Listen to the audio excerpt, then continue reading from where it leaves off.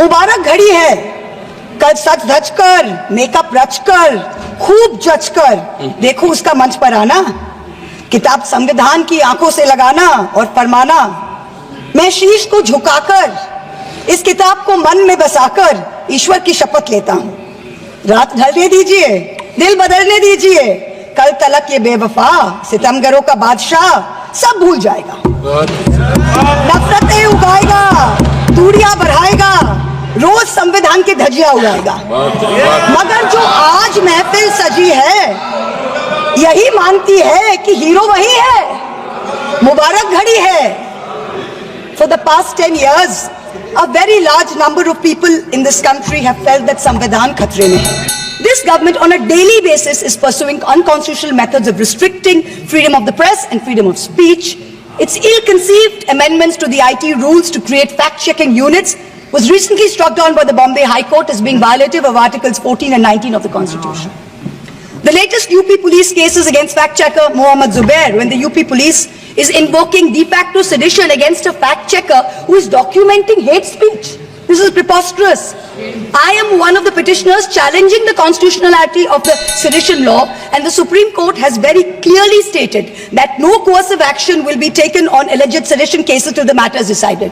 Yet the government doesn't stop.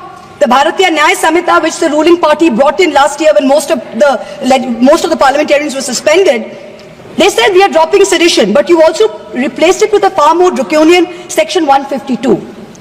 There's also something else which we all need to think about. The BNS for the first time adds terrorism as a punishable offence and defines it as an act that intends to threaten the unity, integrity and security. So the crime of terrorism is no longer anchored in an actual act. It's anchored in an intent or a thought. This means that from now onwards, the parents of disappearing Kashmiris or disappearing Manipuris who are protesting peacefully in a park can be accused of being terrorists.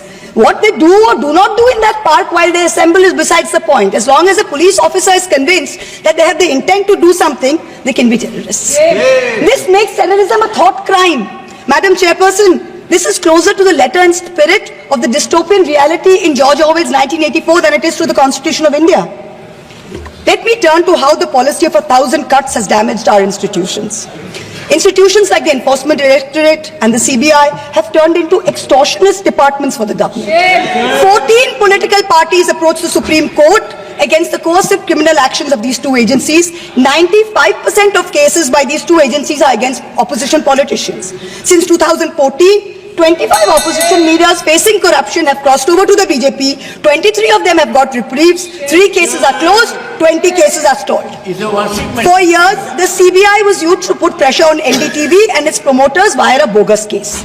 Now that the channel's been captured, it's been sanitized, CBI says that there was never any case to start with. Airports and large infrastructure have been captured by crony capitalists by similar misuse of the ED and the CBI.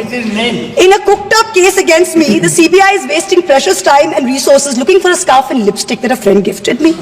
These actions have cost India the first ever human rights violation by the Interparliamentary Union in Geneva, the global body governing all national legislatures.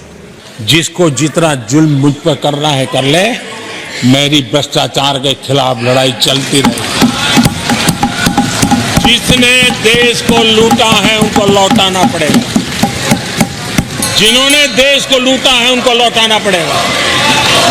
ये मैं देश को इस सदन की पवित्र जगह से वादा करता हूं। जिसको जो आरोप लगाना है लगा लें, लेकिन देश को लूटने नहीं दिया जाएगा और जो लूटा है वो लौटाना पड़ेगा। आदरणीय अध्यक्ष जी,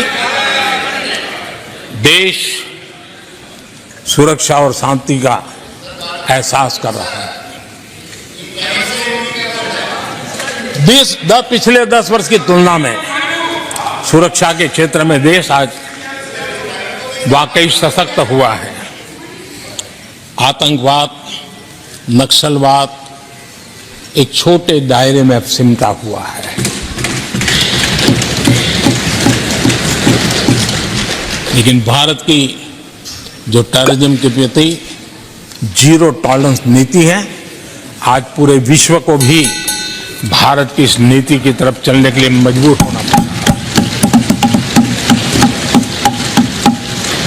भारत की सेनाएं सीमाओं से लेकर के समंदर तक अपने सामर्थ्य को लेकर के आज भी आगे है। हमें हमारी सेना के पराक्रम पर गर्व होना चाहिए। हम कितना ही उनके मोरल तोड़ने की कोशिश करें, मुझे मेरी सेना पर भरोसा है। मैंने उनके सामर्थ्य को देखा है। कुछ राजनेता सेना के लिए हल्के फुल्के शब्द बोल दें, इससे मेरे देश की सेना डिमोरलाइज होगी। ये सपनों में कोई रहते तो निकल जाए। देश के मूड को वो खत्म नहीं कर सकते, और किसी के एजेंट बन करके इस प्रकार की भाषा अगर कहीं से भी उठती है, देश कभी स्वीकार नहीं कर सकता है। और जो खुलेआम देश में अलग देश बनाने की वकालत करते हैं,